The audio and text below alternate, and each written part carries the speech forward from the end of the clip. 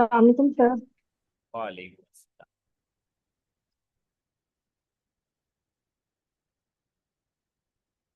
आज का जो हमारा टॉपिक है ना बेटा, वो है लीनियर सर्च। ऑलराइट। क्योंकि हमने जो लास्ट टॉपिक किया था वो हमने मैक्स मिनिमम और एवरेज को कैलकुलेट करवाया था। और अब लीनियर सर्च जो है वो हमारा एक नया टॉपिक है और इसको देखते हैं कि इसके अंदर हमने क्या करना है। So first things first is कि लीनियर सर्च क्या होता है, इसको क्यों हम यूज करते हैं बेसिकली। देखें, लीनियर सर्च का मतलब है something which is going sequentially. जब हम बात करते हैं ना लीनियर की, तो लीनियर इज द वर्ड जो हमें बता रहा है कि एक लाइन में एक सर्च चल रही है। मिसाल के तौर पे जैसे हमारे पास एक एक्सेल का एक शीट बनी हुई है और उसके अंदर एक कॉलम बना हुआ है। जैसे मिसाल के तौर पे हमारे पास एक एक्सेल में एक शीट है, उसके अंदर एक नेम्स का कॉलम बना हुआ है। Now this is the column, सही है। और इसमें बहुत सारे वैल्यूज लिखी हुई हैं, बहुत सारे नाम लिखे हुए हैं। सो अब अगर इसको मैं टॉप टू डाउन जाऊं मिसाल के तौर पे, सही है, अगर मैं टॉप टू डाउन जा रहा हूं, one by one every value is being checked, तो इस तरह से जो सर्च होती है इसको हम सीक्वेंशियल सर्च कहते हैं। और इसको सूडो कोड के अंदर हम कहेंगे लीनियर सर्च।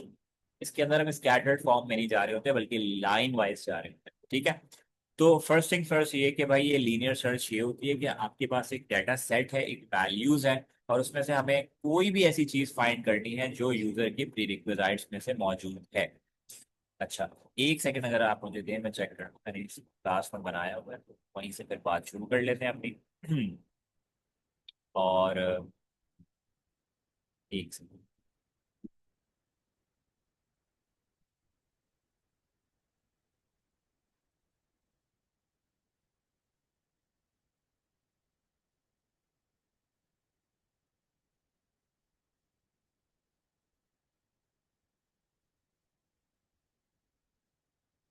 अच्छा, नहीं किया हुआ, चलें सही है।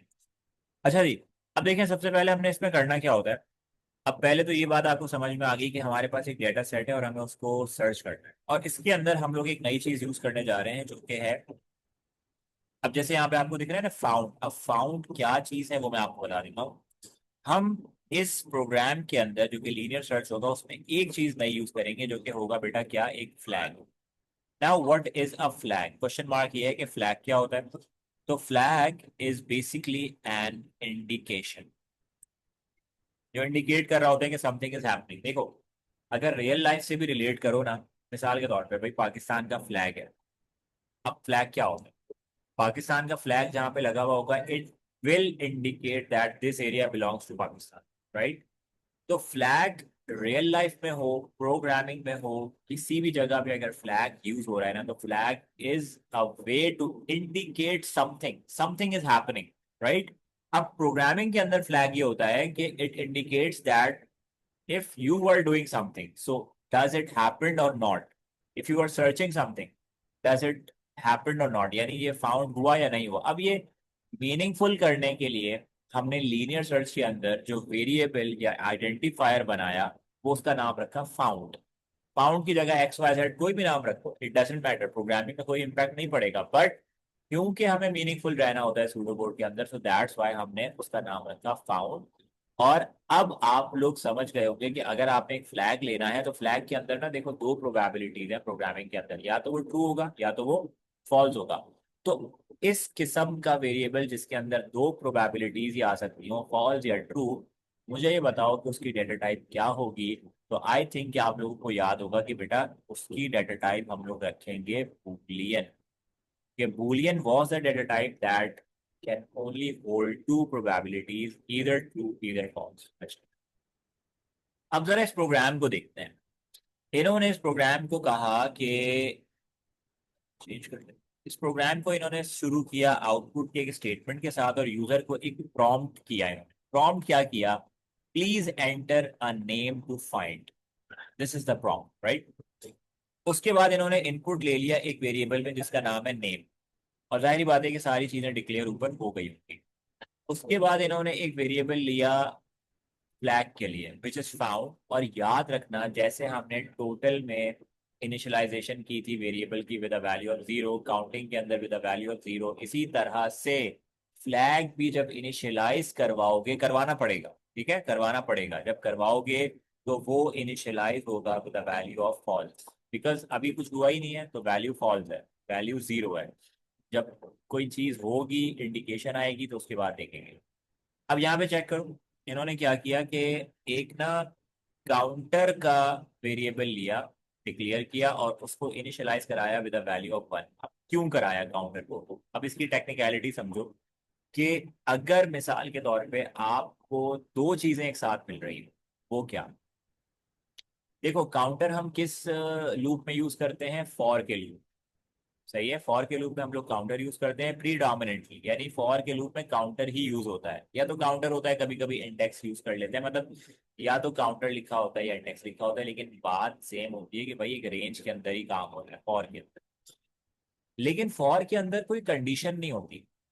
अब मिसाल के तौर पे अगर कभी ऐसा सिनेरियो आ जाए कि तुम्हारे पास एक कंडीशन भी हो चेक करने के लिए और तुम्हें काउंटिंग भी करनी हो साथ में, तो कंडीशन चेक होती है कंडीशनल लूप के अंदर, और काउंटिंग होती है, काउंटिंग जो होती है वो फॉर के लूप के अंदर होती है। लेकिन ये दो चीजों को अगर एक में करना हो तो हम ये करते हैं कि एक कंडीशनल लूप को यूज करते हैं, ठीक है। कंडीशनल लूप में भी मोस्ट प्रोबेबली हम लोग रिपीट अंटिल का ही लूप यूज करते हैं, which is a post conditional loop.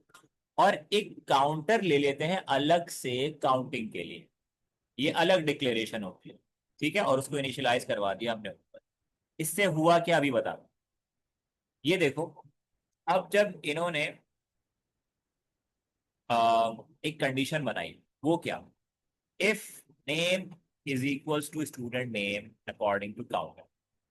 अब इसके ऊपर हम बहुत अच्छे से बात कर चुके हैं कि भाई ये जो ब्रैकेट्स आते हैं ना जिस भी वेरिएबल के आगे, तो ये इंडिकेट करता है कि इट्स एन एरे। अब समझ लो कि स्टूडेंट नेम नाम का एक एरे है मेरे पास, स्टूडेंट नेम नाम का, ठीक है, दैट्स एन एरे। और इसके अंदर बहुत सारी कोई वैल्यूज लिखी हुई है, सही है भाई, इसके अंदर बहुत सारे नाम लिखे हुए हैं, बहुत सारी रॉस हैं, ठीक है, अली लिखा है, बिलाल लिखा है, अब्दुल्ला लिखा है, फातिमा लिखा है, सही है भाई, जैनब लिखा है, कोई भी नाम लिखे, नाम लिखे हुए हैं। ये एक एरे है। अभी यूजर ने जो वैल्यू इनपुट की है वो कहाँ की है, नेम नाम, क्यों की है, उसको एक नाम फाइंड करना है, उसको सर्च करना है एक नाम कि वो इस लिस्ट में है या नहीं। अब वो लिस्ट क्या है, the list is actually the array, right, जिसके अंदर सारे नाम लिखे हुए हैं। अब मैंने तो 5 लिखे हैं ना भाई, हो सकता है 50,000 नाम लिखे हुए हो सकता है 10 लाख नाम लिखे हुए हो, उसमें से फाइंड करना हो, तो जाहिर बात है कि 5 नामों में से तो कोई भी फाइंड नहीं करेगा। तो जस्ट समझाने के लिए, तो ये कंडीशन बना रहा है कि अगर, तो जो नेम की वैल्यू अभी यूजर ने इनपुट की है फाइंड करने के लिए, वो इक्वल है स्टूडेंट नेम के एरे के अकॉर्डिंग टू काउंटर की वैल्यू, तो अब समझो इसका मतलब क्या है। इसका मतलब ये कि अभी काउंटर इनिशियलाइज हुआ है किस वैल्यू से बेटा, 1 से। अब अगर तुम स्टूडेंट नेम के अंदर लोकेशन की जगह काउंटर को प्लेस कर रहे हो, तो इसका मतलब है कि काउंटर अपनी वैल्यू के साथ आ रहा है विच इज 1। अब स्टूडेंट नेम की फर्स्ट लोकेशन का मतलब है कि अगर इसके इंडेक्सेस 5 हैं तो अब हम फर्स्ट इंडेक्स की बात कर रहे हैं कि जो यूजर ने इनपुट किया है, तो अगर क्योंकि काउंटर की वैल्यू 1 है तो student name according to counter के हिसाब से अगर नेम की वैल्यू और उस फर्स्ट इंडेक्स पे लिखे नाम की वैल्यू सेम है, इक्वल है, तो क्या करो।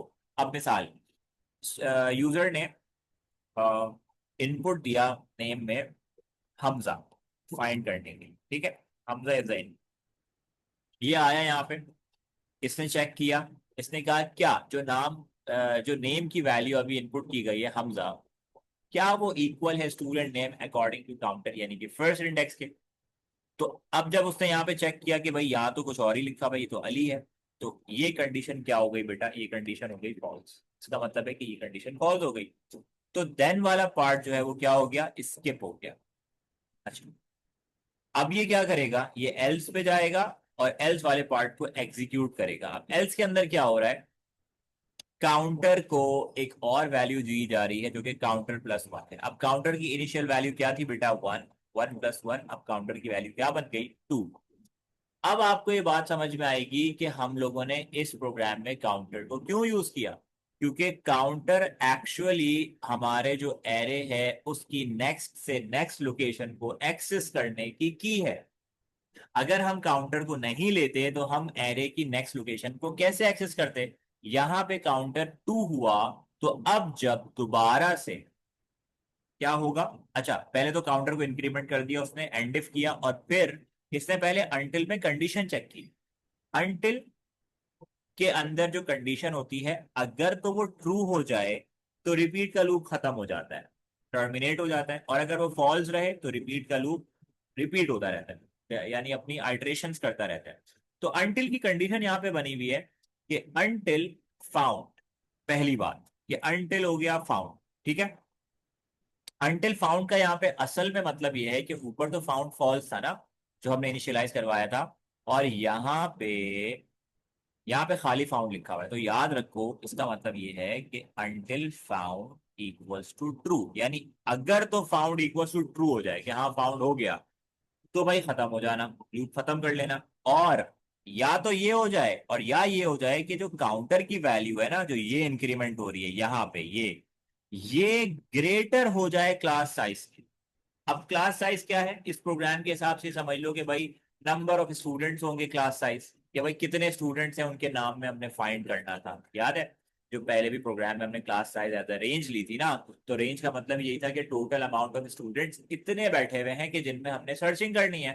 तो मिसाल के तौर पे अगर ये सारे नाम क्लास साइज की वैल्यू है, मतलब मिसाल अगर 5 नाम है तो क्लास साइज क्या होगा हमारे पास 5, ये 5 स्टूडेंट्स हैं। तो अगर काउंटर की वैल्यू 6 हो गई, तो क्या 6 लोकेशन पे कोई नाम है हमारे पास, जवाब आएगा नहीं। इसका मतलब है कि अगर तो काउंटर की वैल्यू ग्रेटर हो जाए क्लास साइज से, तो भी ये कंडीशन ट्रू हो जाएगी, तो भी ये कंडीशन ट्रू हो जाएगी, और उसके बाद क्या होगा कि रिपीट का लूप खत्म हो जाएगा।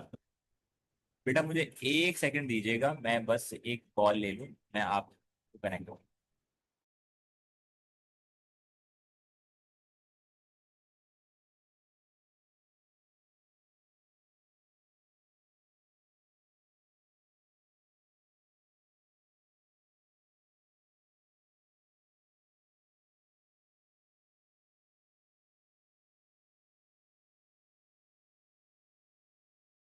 जी बच्चों, तो अब हम बात कर रहे थे कि भाई अब दोनों ही कंडीशंस अगर चेक कर ली जाए तो इस वक्त फॉल्स है, कोई भी ट्रू नहीं है, क्योंकि इफ अनटिल फाउंड फाउंड नहीं हुआ, काउंटर क्या क्लास साइज से बड़ा हो गया, तो नहीं, ऐसा भी नहीं हुआ है।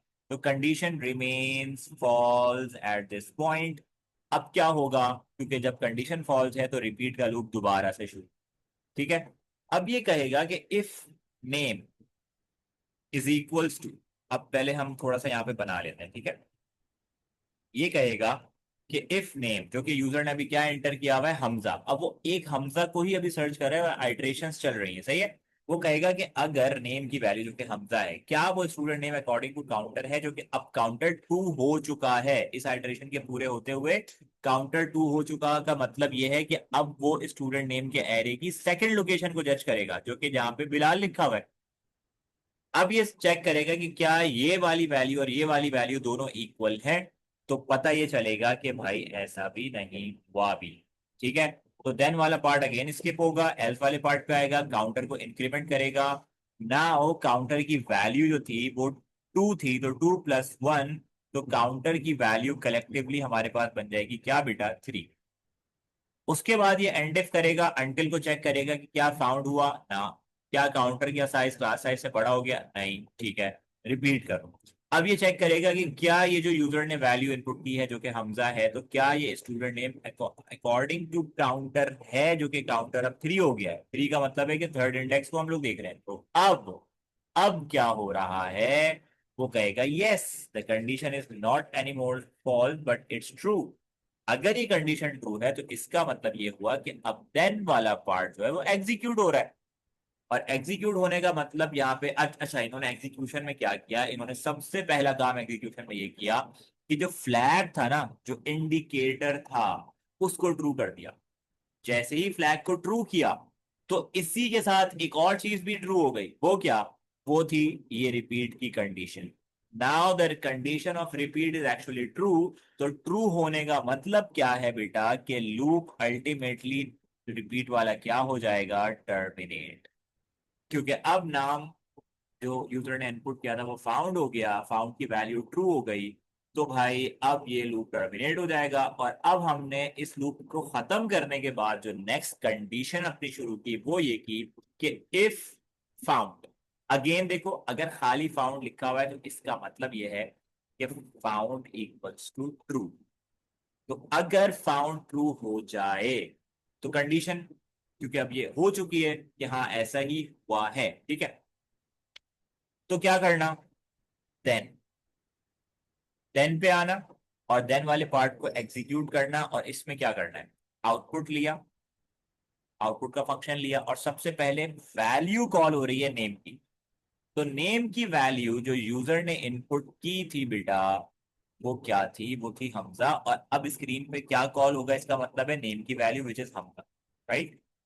उसके बाद एक स्ट्रिंग लाइन लिखी हुई है फाउंड एट पोजीशन, जो कि एज इट इज स्क्रीन पे कॉपी पेस्ट हो जाएगी, कोई चेंजेस नहीं होंगे इसमें। तो अब तक स्क्रीन पे क्या लिखा हुआ आएगा, हमजा फाउंड एट पोजीशन। उसके बाद सेपरेटर का यूज किया यहाँ पे इन्होंने, और एक और वेरिएबल की वैल्यू को कॉल करा है जो कि है काउंटर।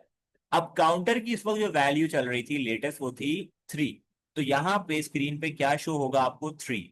और उसके बाद इन्होंने दोबारा से एक कोटेशन के अंदर चीज लिखी है स्क्रीन पर डिस्प्ले कराने के लिए, इन द लिस्ट।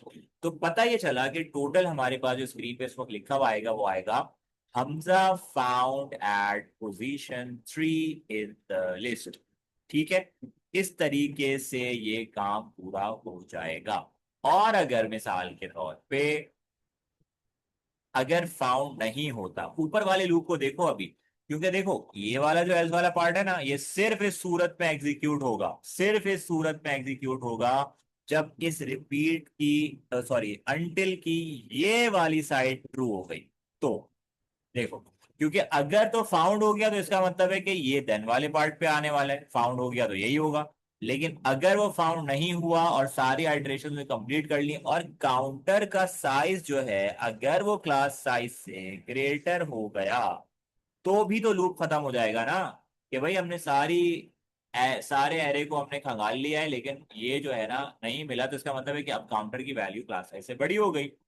तो अब एरे के अंदर मजीद कोई इंडेक्स लोकेशन है ही नहीं कि जिसपे कोई नाम लिखा हुआ हो। तो फिर भी ये कंडीशन ट्रू हो जाएगी और रिपीट का लूप खत्म हो जाएगा।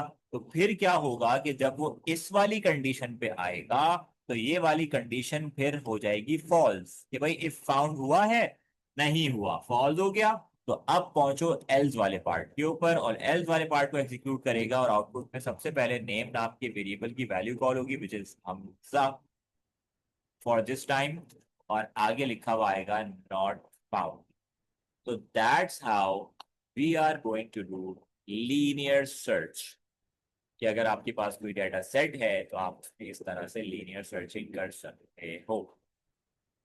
बेटा ये बताओ आप लोग के इसमें से पहले तो कोई सवाल है तो बता दें, ताकि पहले सवाल ले लें फिर अगले टॉपिक पे बात।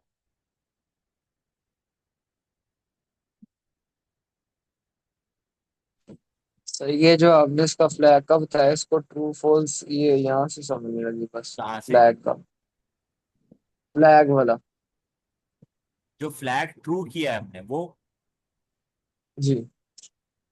देखो हमने बात ये की थी कि पहले बताओ कि कंडीशन तो समझ में आ रही है ना, कि अगर नेम की वैल्यू इक्वल है student name according to counter, ये समझ में आ रहा है? जी सर, ये समझा। हाँ तो बस सही है ना। अगर ये समझ में आ रहा है तो देखो जैसी ही कंडीशन ट्रू होती है तो हमने सबसे पहला काम ये करना है कि ऊपर जो फ्लैग हमने लिया है फाउंड का, जो इनिशियलाइज किया था कॉल से, उसको ट्रू करना है। कि भाई फाउंड इक्वल टू ट्रू, इसका मतलब है कि फ्लैग इंडिकेट कर रहा है कि now the condition has been true, so the searching the search which was going on has been successfully done and the name is actually found। Concept ये है, मैं ये नहीं कह रहा कि एग्जाम में तुम्हें यही सिनेरियो मिलने वाला है कि यही नेम होंगे यही सेम कोड होगा, नहीं, हो सकता है कोई और चीजें हो, कोई प्राइस लिस्ट हो, कोई प्रोडक्ट हो, कोई कोई एक्स वाई जेड कुछ भी हो, कोई भी चीज फाइंड करनी है, कोई नंबर फाइंड करना है, कोई ईमेल फाइंड करनी हो सकती है, कुछ भी एक्स वाई जेड। उसके लिए हिसाब से हम वहां पे मीनिंगफुल वेरिएबल उसके हिसाब से बनाएंगे, लेकिन कॉन्सेप्ट यही रहेगा। तो भाई फाउंड ट्रू हुआ ना, तो देखो ना, हमने दो दो चीजें एक साथ चल रही हैं, एक तो ऊपर रिपीट का लूप चल रहा है और अंदर इफ की कंडीशन भी चल रही है।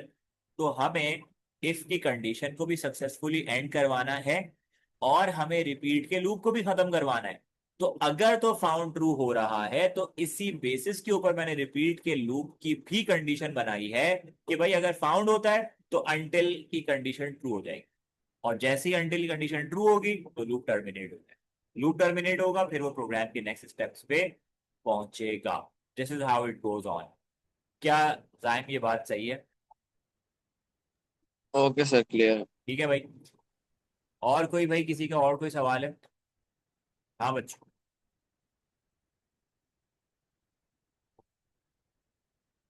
ठीक है, अगर कोई बात नहीं है तो इसका मतलब है कोई सवाल नहीं है, तो ये वाला टॉपिक यहाँ पे हम लोग समाप्त कर रहे हैं कि भाई लीनियर सर्च हमारा हो गया। और ठीक है। अच्छा, ये वाला जो है ना, इस उसमें आप समझे कि ये मैं बाद में समझा दूंगा क्योंकि ये थोड़ा सा अनरिलेटेबल है टू द लीनियर सर्च। ये इन्होंने, आई डोंट नो व्हाई, कि यहाँ पे इन्होंने ये लिखा है कि सर्च करो, ये सर्चिंग नहीं है, ये बेसिकली चॉइस काउंट है और उस तरह से कुछ चीजें चला रहे हैं ये लोग। इसको हम बाद में डिस्कस कर लेंगे। अभी मैं आपको जो समझाना चाह रहा हूँ वो ये है कि भाई हमारे पास जो नेक्स्ट मेजर टॉपिक है, और यकीन करो ये ऐसा टॉपिक है कि बहुत सारे सिनेरियो बेस्ड क्वेश्चन जो कि 15 मार्कर हमारे पास आए हुए हैं, उनके अंदर मल्टीपल टाइम्स ये टॉपिक इंक्लूड हुआ है, यानी एज अ सब टॉपिक, यानी पूरा का पूरा सिनेरियो पे बेस नहीं करेगा, लेकिन सिनेरियो का बहुत बड़ा कोई पार्ट है या कोई सब पार्ट है वो लाजमी से बेस कर रहा है। ऐसे बहुत सारे सिनेरियो के क्वेश्चन जो है वो आ चुके हैं 15 मार्कर वाले। तो bubble sorting is not an easy task to understand, इसके कॉन्सेप्ट को ले लो, तो अगली क्लास में इसका कोड जो है वो हम डिस्कस करेंगे। अभी हम इस क्लास में कोड डिस्कस नहीं करेंगे। देखो कॉन्सेप्ट ये है, सम टाइम इट हैपेंस कि मेरे पास ना एक डाटा का सेट है। अब इस पे हम बात शुरू करते हैं कि हमारे पास एक डाटा का सेट पड़ा हुआ है, सही है। और हमने क्या किया, मिसाल के तौर पे एक एरे है हमारे पास, लेट्स सपोज एक एरे, ठीक है, और इसमें ना हमने कुछ वैल्यूज रखी।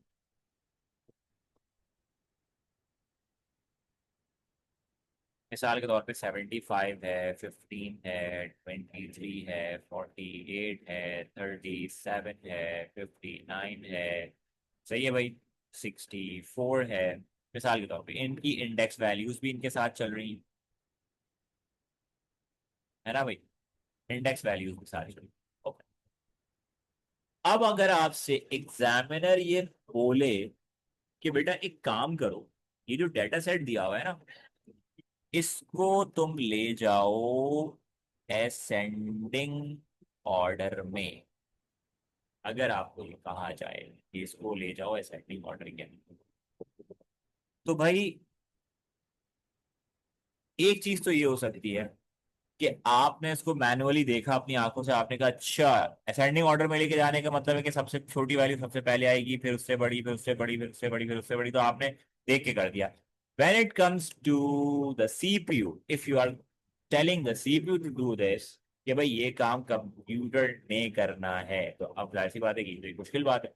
ये कैसे करेंगे? अब समझो कि कैसे करेंगे। इसमें हमारे पास ना दो कॉन्सेप्ट आते हैं, एक कॉन्सेप्ट को डिस्कस कर लेते हैं, उसके बाद देखेंगे।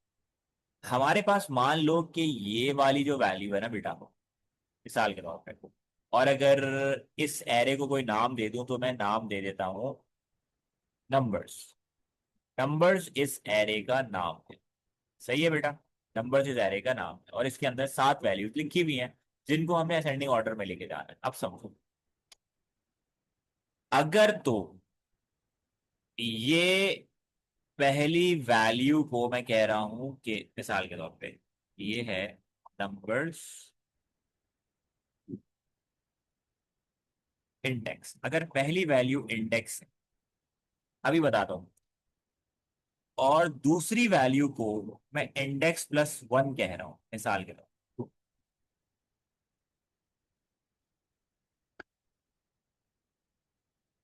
देखो, अगर ये वाली वैल्यू इंडेक्स है और ये वाली वैल्यू इंडेक्स प्लस वन है, यानी एक इंक्रीमेंट करो इंडेक्स को तो अगली वैल्यू पे पहुंच जाएगा, तो मैं एक कंडीशन क्रिएट करता हूं। मैं कहता हूं कि भाई नंबर्स इंडेक्स, यानी मिसाल के तौर पे इंडेक्स के अंदर हमने 1 लिखा हुआ है, पहला इंडेक्स है, और 1+1 का मतलब है इंडेक्स नंबर 2।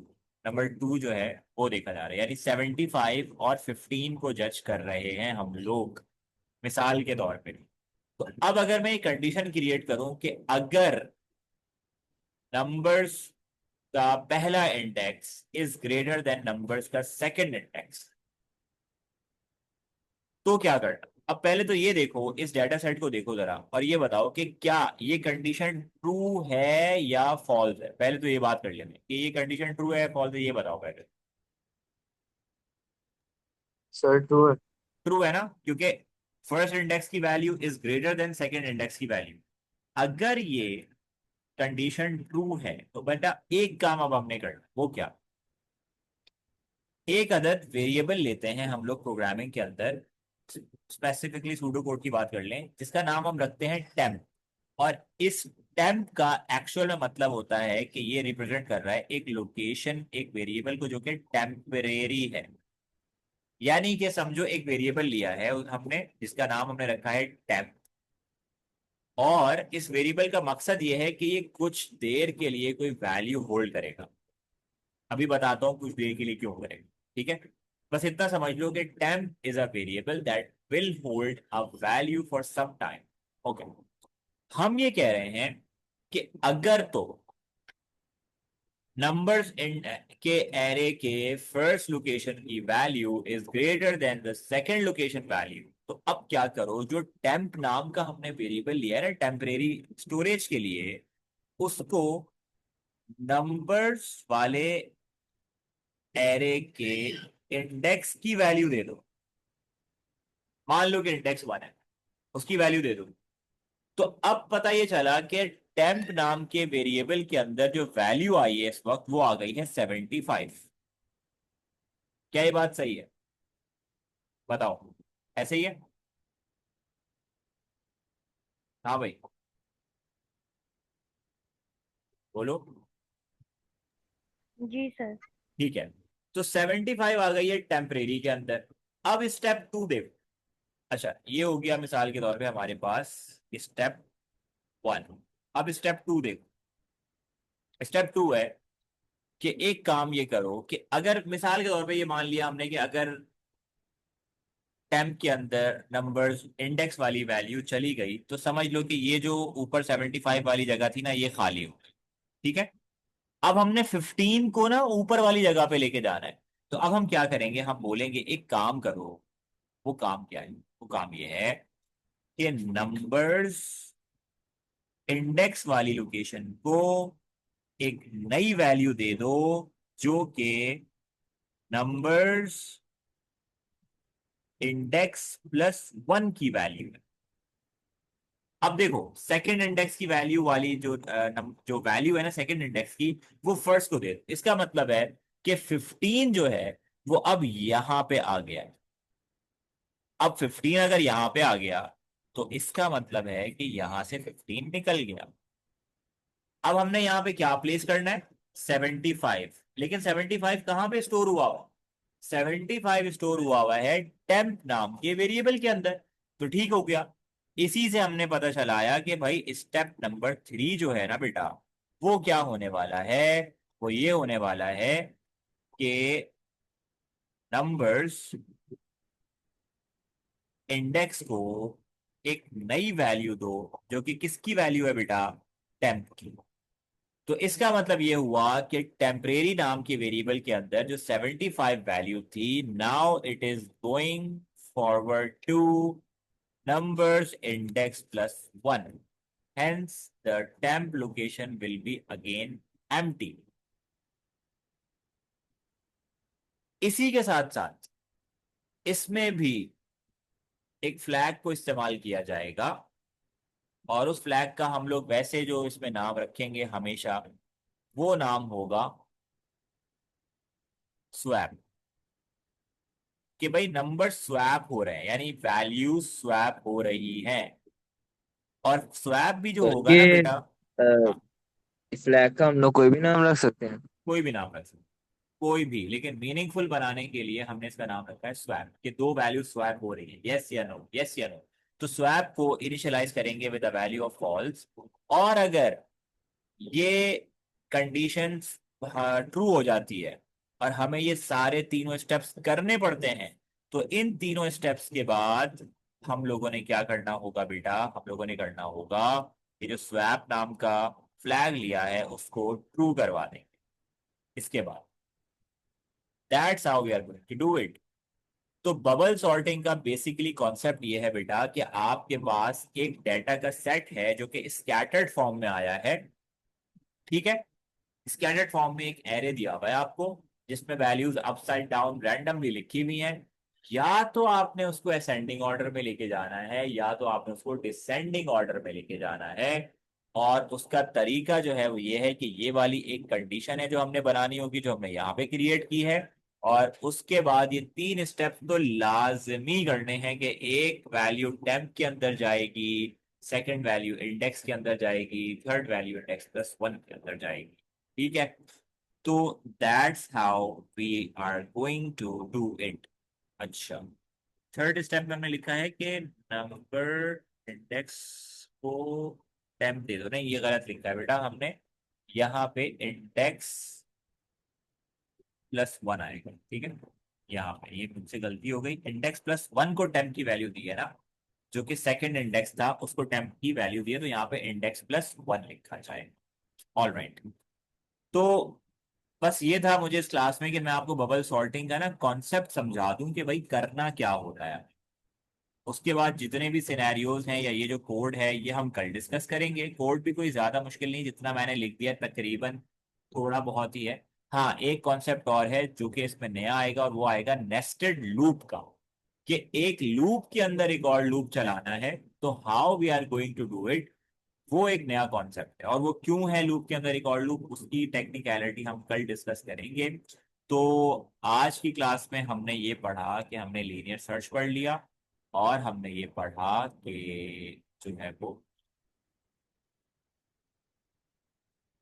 अच्छा, तो अब मुझे बताओ कि क्या ये बात क्लियर है आपको।